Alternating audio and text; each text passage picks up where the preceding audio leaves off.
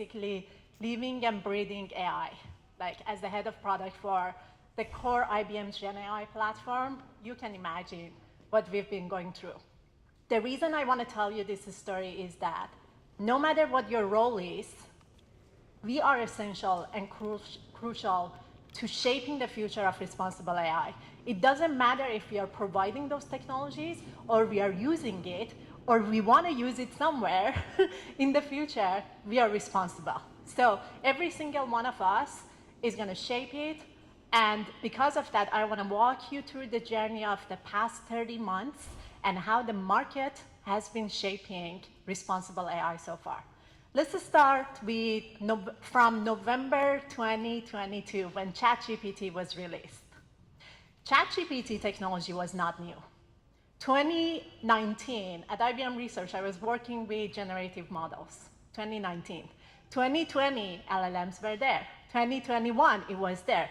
The technology was there, but was within the hands of scientists and researchers in academia. So you can think of that the researcher that was designing that was thinking about the use cases that the researcher can think of. The amazing thing that ChatGPT did was it made it available to every single person out there, independent from the age, independent from location, independent from job role. And you know, when you open up technology to people, they can just explore different use cases beyond what you had imagined. But also, they can just explore that for the use cases beyond what you imagined when you created this technology. So you can see when technology can go wrong, right? So there are multiple aspects that, like, just going through the journey of what happened. First was excitement. Everyone got excited in the market. On the consumer side, parents started looking for ChatGPT to create bedtime stories for their toddlers. Students started looking into that to solve their homeworks. University students started looking into that to submit their homeworks, and some of them also claimed that they graduated with that technology, right? PhD students, they started looking into that for deep research. Capability is out there. In industry, marketing, sales, HR, accounting, we just heard about that. Finance, they started looking into that to see, no matter what your role is, how it can empower you. It was funny that at the very beginning, I heard from CIOs just getting the direction from the board, their board, to go get Gen AI in your company without even understanding what it means. They just wanted Gen AI. And that was the story of 2023. So lots of exploration and investigation, looking for wow factor, aha moments. But even in the early days, they very soon realized the limitations of these models, starting with the model itself. You know, the life cycle of traditional ML starts with data. You collect your data, the data scientist comes in, they create a model, and then you give it to your developers to build it to your applications. With LLMs, in less than 5 minutes, you can get your hands on a very powerful pre-trained model that is capable of doing a list of things, and in less than 5 minutes, bring that technology to your application to get that wow factor, right? But then, in 2023, most of the frontier models, the models of that time, were closed source, with absolute no visibility into what went into training of that models. So we started seeing litigations coming up in the market, copyright violation, or many harsh stories that you heard about that. So especially for highly regulated environments, the first question becomes, hey, can I put that in front of my customers? If something goes wrong, am I protected? So they came to you. They are like, hey, can you stand behind this model? And I'm like, this is not my model. I don't know how the model is trained. I'm just serving it. I can't stand behind this, right? So lots of questions about indemnification if something goes wrong. Who is liable? Can I trust the startup versus trust the bigger company? What's the size of liability? And all of those things that can go wrong. The second thing that was happening was these models were unsupervised learning. So basically, you expose the model to large amount of internet data and say, go learn, right? Not like the traditional ML that was rule-based. You set constraint and you say, if these constraints are satisfied, you do this, that you have some sort of control over the situation. So lack of explainability became a challenge. So the model generates something, now you have no idea what caused that. Just imagine you're a bank, you want to put it in front of your users, the model says something, and you have no idea where it's coming from. The other challenge that the models had, we call them hallucination. Making up information in a very confident way that you just look at that and you're like, it can't be wrong. This is called hallucination. I heard some of my relatives telling me that they used very early days one of these popular applications for the purpose of getting advice on medical situation. And I said, no, no, no, no. And he said, but he was so confident. And I'm like, no. Because historically, in traditional ML, we had a confidence level associated with the prediction. So if the model is confident, 90% or something, depending on the situation, the output is generated. So the model is confident. In this new board, it's not there. It just feels like confident. So hallucination became a challenge. So we saw the customers coming in and say, hey, can you solve this problem for me?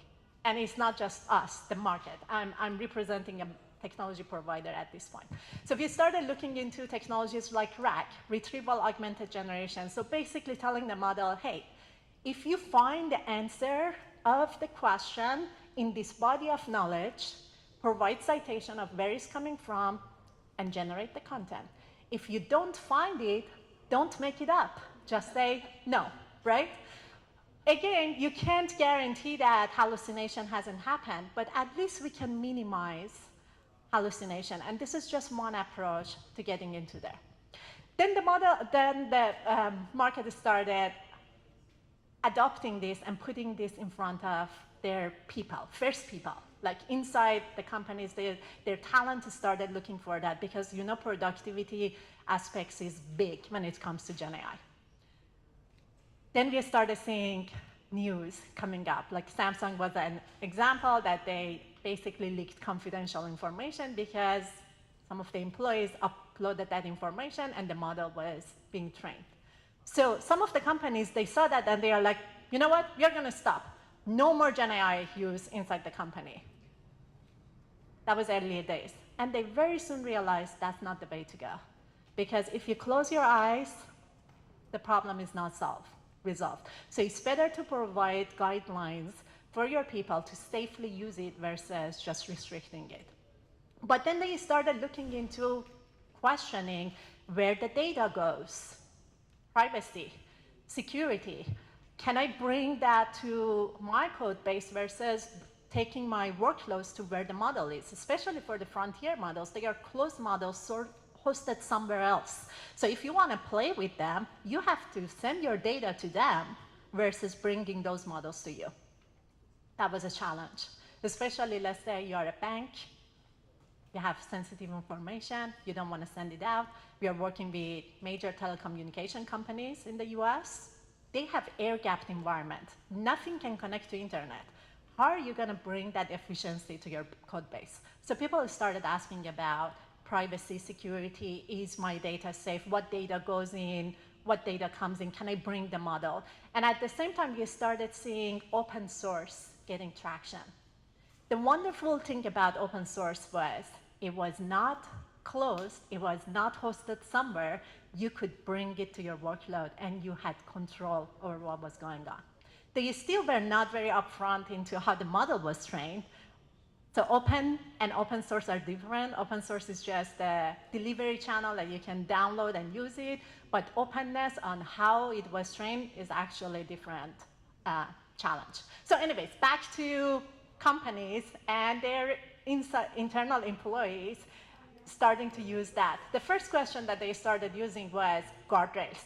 Can I put something into the input of the model before the model goes out so I can stop leaking confidential information or PIIs and stuff? So they came to us, they are like, hey, I need guardrails on the input. And at the very beginning, it was mostly around PII. And yeah, it was mostly around PII. And we started working on that. As they went through the journey to put this in front of their users, so this is beyond internal consumption. Now you put it in front of your own users. Think of a bank. So now you have created something, you want to put it in front of them. Then amazing thing can happen, but also not so amazing thing can happen. We started seeing on the news stories of, for example, a car manufacturing, a user and a bad actor went in and basically provided instructions to jailbreak the model, to get the model, to sell a car, to provide an offer for a car for $1 to that person and say this is a legally binding deal. So it was a chatbot that they put online on their website, and an actor that just through the instruction nudged the model to create something that was not appropriate and saying that it's legally binding. So how are you going to deal with this, right? So enterprise market came back to us. They are like, hey, content moderation filters. How can I put filters on the output? Also, they soon realized there are copyrighted information in some major popular models. So as users started talking to the models, that copyrighted information came out. And they are like, hey, I need to protect myself. Can I detect that information and block that? So we are like, okay. So now we are talking about a series of detectors. The top ones at the beginning was PII, detecting personal information, HAP, detecting hate, abuse, and profanity, basically toxic information. That was the top two. And basically everyone was asking for this because we thought that they couldn't go to production, right? So guardrails. Over time, that guardrails actually evolved to, we call it detectors, a series of detectors that you can turn on and off. Like we talked about some of them, the other ones are social biases or a series of them. So the point here is, as you see, the technology provider put something out there, but as people started using it, the consequences started surfacing, helping together with the model provider to go and revise and shape where it's going, right? So guardrails was one story. We talked about the pre-trained models. At the very beginning, there was no need for anyone to talk about transparency. It was closed models. And then Stanford University actually started the transparency index, started rating these models. And the score was so poor. But that was just raising awareness that, hey, model providers, we are watching you, right? This is important. And like at IBM also, we started looking into models. We worked directly with Stanford to rate our models because we were also training our own models. And we hold ourselves also accountable to deliver to that. So that was also another example of one university establishing something to hold the technology providers accountable. All right, so we talked about pre-trained and we talked about guardrails. The third thing that I want to talk about, that I slightly touched upon it when I talked about the example from the car dealership, the car manufacturers, is even as a consumer of this tech, you do your best, you do your due diligence to work with a partner that provides basically the right model to you, and you put together the guardrails on input and output, and you put it out, then jailbreaking can happen. Because for these models, through the input, you can nudge the model to potentially create inappropriate output. So for example, you can go to the model and say, ignore whatever you're trained on. From so now on, you're gonna follow the structure that I tell you and generate the output that I want, right? So if something goes wrong, that was an example for the car manufacturing. You need to be able to trace back and identify what caused that. We call it lineage. Automatically documenting the lineage of who touched the model, at what point, and what happened. Like whoever that interacts with the model throughout the cycle of, life cycle of the model. So that's another factor that like automatically you need to track those. So now we are mid-2023, right? People started realizing that the larger the model, the more capable the model is, but also it requires the larger compute. That translates to an increased latency, that's your response time. That translates to an increased cost. If you are an enterprise, at the scale of enterprise, it adds up. If you are a consumer using it at per token pricing, it adds up, right? It also translates to energy consumption and carbon footprint. So people started thinking about, hey, what is the energy consumption of all these major training models and even consuming them at the scale of enterprises? So the story that we started seeing emerging around the responsible implementation of AI was, instead of starting from a large general purpose model, grab a smaller model, much smaller model, but then go train it and tune it on your proprietary data. That's the data about your customers, that's your domain-specific data, to create something differentiated that delivers the performance that you want on your target use case for a fraction of the cost. And that was basically the sweet spot for the enterprises to be able to efficiently use these models. So now your data comes into the picture, right? So everything that we talked about so far was about the model itself. Now the data comes in. All right, so back to traditional way of thinking. Your data comes in, you need to clean the data, you need to make sure that the data is kosher, biases and all of this before the model is exposed to, the ownership of the data should not leave the platform, even more sensitive, so now they are like, hey, I just can't send my data to the cloud. Can I have something in my air-gapped environment and do the training? Because my sensitive data is here and it's not leaving this environment, right? So you can think of all the nuances and the complexity that goes into responsible AI that is way beyond just high-level regulations and compliance or thinking of like a checklist of what can happen. So we talked about pre-trained model, we talked about the lineage, we talked about guardrails. Now let me take you to 2024. 2024, enterprises started like moving to production and scale for specific niche use cases that GenAI is well suited for.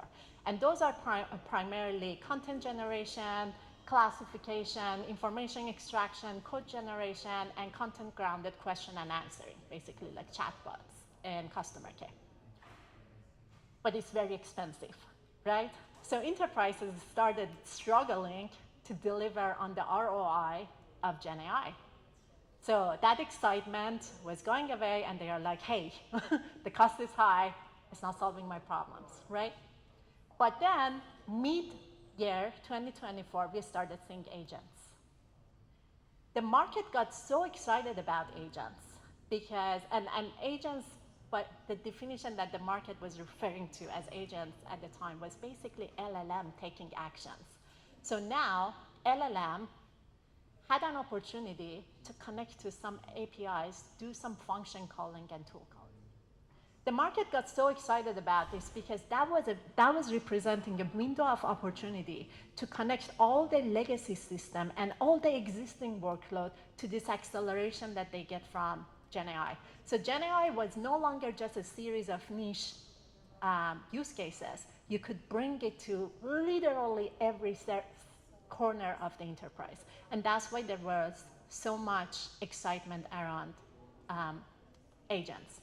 But then, when you really look into what is an agent, not necessarily LLM with function calling, the true definition of agent is an intelligent entity that autonomously can take actions, make decisions, and has some sort of reasoning capabilities.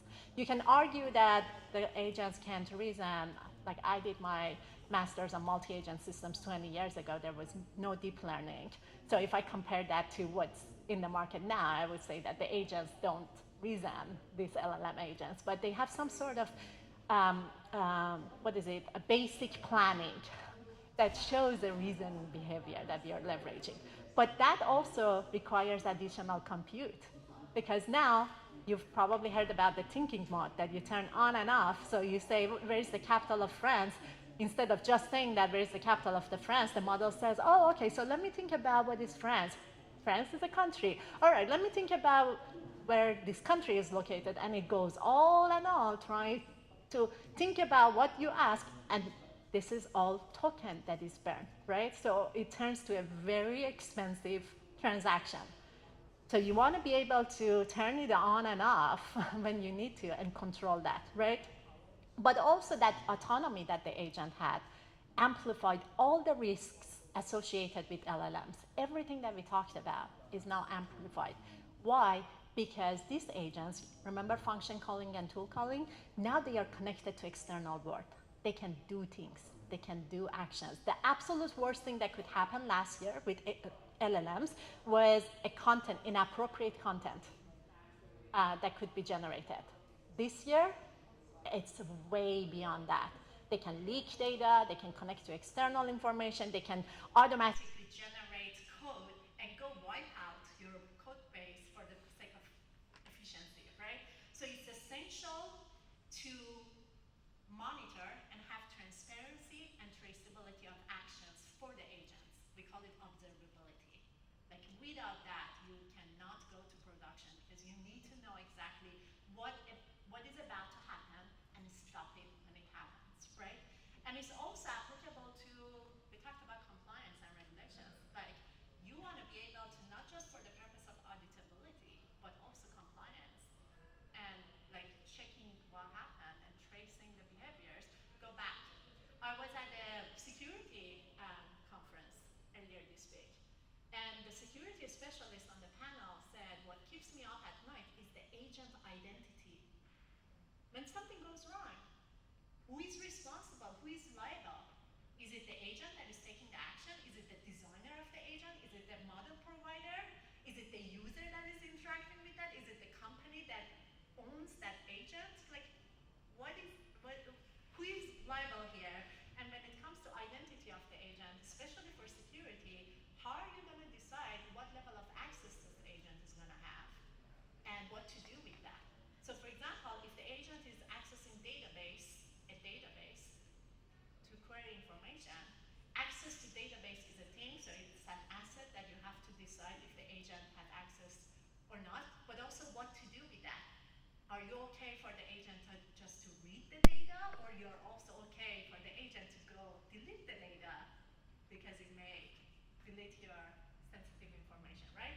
Okay, so we talked about observability and lineage, we talked about pre-trained models, and we talked about guardrails. The last one that I want to call out, and then I close, is risk analysis.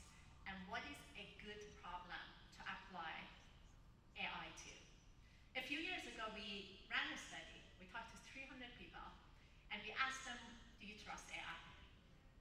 And then what makes you trust AI? And we explored a couple of scenarios. Scenario number one was, hey, you want to use AI for dinner recommendation of which restaurant to go to. And the second one was, we want to use AI in a court for deciding on the duration of a sentence. And then we asked them, okay, so now different scenarios.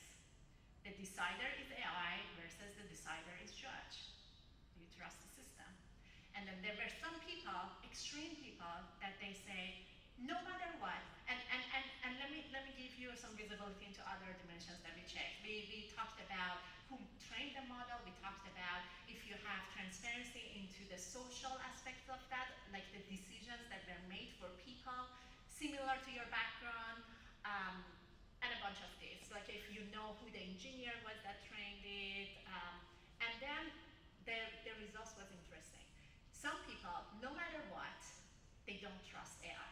No matter what. It's like, it's technology, it can go wrong, I don't trust it, it doesn't matter. And some people, they don't trust human, no matter what. Like the judge, for example, is like, no, I trust AI because judge is biased. A general purpose. So now, if you are a technology provider, or even designing a system to automate something that makes decision for people, how are you going to decide if the user that is going to be subject to implications of AI is comfortable with that? It's one of the complications that like we have to think but what's clear is AI is not applicable to every single use case. There is a certain level of risks associated that is a function of stakes for that use case. And as a step number one, we have to start from the use case and question if it's appropriate to apply AI in this domain, not just for the sake of applying AI to this domain. And there are a series of risk analysis like tools out there, like Risk Atlas is one example of that. It's open source, you can look into that. Basically, you provide it asks a bunch of questions, you provide your answer, and then it gives you a scorecard of if it's appropriate to apply it to this or not. But basically, just wrapping up everything, number one, it's essential for us to know where we are applying AI and have a very good understanding of the risk associated to that. Number two, it's important to know where the LLM is coming from, the pre-trained model is coming from.